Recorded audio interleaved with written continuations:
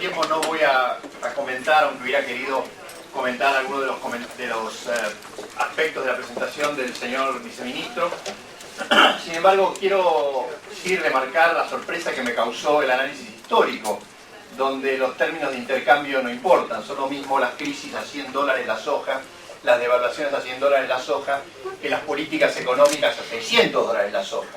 Pero esto tiene que ver con un tono general de la exposición del señor viceministro y también del gobierno, donde los precios no existen. O sea, el sistema de precios parece no tener ninguna importancia en la política económica, tal vez como una manera elegante de tapar aquello que constituye una de las principales falencias de la política económica del kirchnerismo, que es el problema de la inflación. Los aspectos redistributivos del sistema de precios no han sido considerados, y esto es un tema no menor en una sociedad donde todos los esfuerzos ponderables del gobierno para resolver el problema de la pobreza son comidos por una inflación del 25%, que aunque se aumente la asignación universal, todo lo necesario viene siempre detrás. Como decía aquel gran filósofo político, los precios van por la escalera y la asignación, los precios van por el ascensor y la asignación universal va por la escalera. De todos modos, simplemente como un comentario a la espera de que esto pueda resolverse. Quiero empezar comentando lo que acabo de oír del señor secretario de Financiamiento, que se congratula respecto del perfil futuro de los vencimientos. Yo no me congratulo, señor presidente, porque lo que estamos viendo es un país que va a vivir en base caja. Esto es un país que se desendeudó para vivir de lo que le entra por la caja. Al límite, diría yo, de aquella frase de vivir con lo nuestro, lo que nos está diciendo esta perspectiva de largo plazo es que no vamos a contar con los recursos estratégicos para resolver la enorme descapitalización que ha tenido la Argentina en estos últimos años. Y me permito mencionar algunas pocas. Según los datos de la Dirección Nacional de la Vialidad, el 40% de las rutas de mi provincia está en mal estado. Gracias a eso y a la derrumbe de los ferrocarriles, el costo de transportar maíz desde 500 kilómetros, donde yo soy productor agropecuario, con perdón de la palabra, aumentó 50% en los últimos 3 años.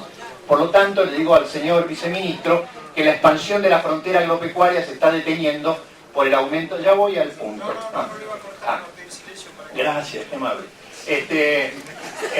No prejuzgue. No, porque siempre tenemos usted y yo ese juego, usted me corta y yo hablo. Entonces, señor viceministro, no, todos hacia el punto. Usted es un intelectual que sabe que para construir hay que pensar. Entonces, la expansión de la frontera agropecuaria se está deteniendo por el deterioro de la infraestructura, y eso requiere capital, que no puede caer exclusivamente sobre esta generación.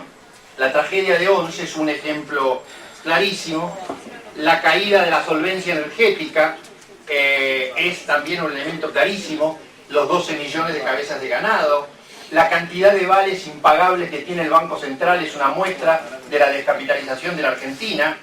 Los 90.000 millones de dólares que se escaparon desde 2003 también es una descapitalización. Pero también, señor presidente, el Fondo de Garantía del ANSES, que es nuestra alcancía, cayó en términos del Producto Bruto 20% en los últimos 3 años. La Argentina no tiene fondos anticíclicos, a diferencia de nuestros vecinos, y la Argentina es un país sin crédito. La Argentina tiene menos crédito con referencia al Producto Bruto que Paraguay y Guatemala, con el mayor respeto por esos países, y tiene un crédito con relación al Producto Bruto que es la mitad del promedio de América Latina. Por lo tanto, y la Argentina tiene enormes necesidades de inversión, enormes. El shale gas va a costar 250.000 millones de dólares en 15 años. He hablado ya de todas las carencias que tenemos. Expandir la educación para los pobres en jornada extendida va a costar otro tanto. 20 millones de argentinos no tienen cloaca y 8 millones no tienen acceso al agua potable. Ahora, ¿de dónde va a salir ese dinero? Este presupuesto no nos lo dice. Del ahorro interno, tal vez. El ahorro interno hecho en pesos. ¿Quién va a ahorrar en pesos? Y es muy perverso, señor presidente, que el Banco de la Nación Argentina nos ofrezca comprar televisores en 24 cuotas cuando no le da a los pobres la posibilidad de comprar departamentos o casas con una tasa de interés razonable, porque en la Argentina no existe el crédito hipotecario y menos para los pobres. Esto de darle a los trabajadores la opción de ahorrar en bienes de consumo es una perversidad, porque cuando se retira o pierde el trabajo va a tener solamente un televisor para vender y no una casa para conseguir un crédito. Lo va a sacar del sector público, del ahorro, con estos niveles de presión fiscal. Lo va a sacar de la inversión extranjera con el nivel de discurso que tiene el gobierno respecto de la inseguridad jurídica, la cual el señor viceministro en algún momento mal calificó. Va a darle a los inversores privados la seguridad de que puedan invertir tranquilos porque son el eje de la inversión. Me permito leer un párrafo del muy interesante trabajo de tesis del señor viceministro en la página 470, donde no mencionando aquí, señor, quisiera pedirle en 3 minutos termino, por favor.